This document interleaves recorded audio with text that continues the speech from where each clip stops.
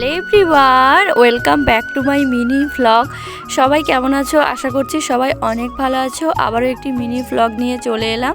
তো সকাল সকাল ছাদে এসেছিলাম, গাছে দুটো লাউ বড় হয়েছে, খাওয়ার মতন হয়ে গিয়েছে, তাই কেটে নিলাম। আর রোজ তো আমি সকালে ছাদে আসি, মানে সারাদিনের মধ্যে যদি আমি একবার ছাদে না আসি তাহলে আমার দিনটাই শুরু হয় না। তো সকালে এসছি, আর সকালে রোদটা বেশ গায়ে মাখতে আমার ভালো লাগে। একটু এসে ছাদে হাঁটাহাঁটি করি, তো তারপর চলে যাই একটু লাউ গাছটা দেখি যে ফলগুলো কেমন ধরছে, কোথায় কি হচ্ছে। তো তারপরে ছাদ থেকে চলে আসার পর এখানটায় হচ্ছে বাবু বাতাবি লেবু নিয়ে এসেছিলো, সেটাকে এখন মাখা করে নিচ্ছি।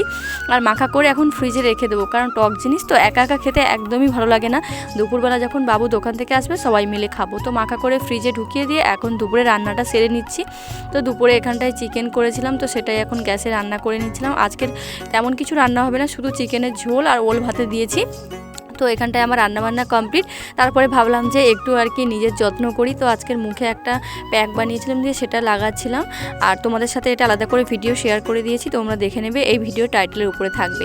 তো তারপরে তাড়াতাড়ি কাজবাজ সব শেষ হয়ে গিয়েছিল বলে এখন চলে এসেছি গ্রিলে রং করতে।